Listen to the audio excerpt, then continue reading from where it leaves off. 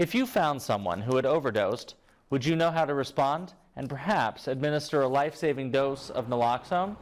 Bethany Doudna takes a step-by-step look at the process in this week's Health Watch. In recent years, naloxone overdose prevention kits have become widely available to combat the rising opioid crisis. Despite this, a study from Ohio State University finds that more than 3/4 of Americans don't think they would be able to use naloxone to help in the event of an overdose. As Dr. Trent Hall points out, the steps are relatively simple. First, you'll want to check the person that you think might be having an overdose. Shout their name, shake their shoulder. If it looks like they're not breathing, you'll want to open up your naloxone kit. Hold the nasal spray with your thumb on the bottom of the plunger. Then insert the tip of the spray into the victim's nostril and press the plunger. Since Narcan might wake a person very quickly, be sure not to be leaning directly over the victim in case they suddenly sit upright.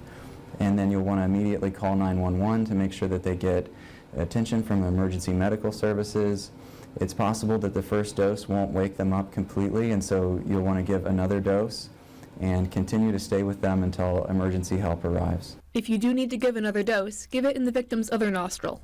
Some people tell me that they're nervous about using naloxone to save someone who's having an overdose.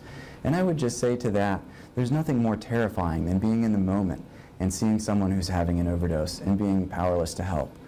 Carrying naloxone empowers you to save a life in your community. Remember that naloxone is a safe medicine that only affects the opioid receptors in the brain, so it will not do any harm if the victim is not suffering from an overdose. Reporting for News Center Fairbanks, I'm Bethany Doudna. News Center Fairbanks Health Watch is brought to you by Orthopedic and Sports Medicine Clinic of Fairbanks.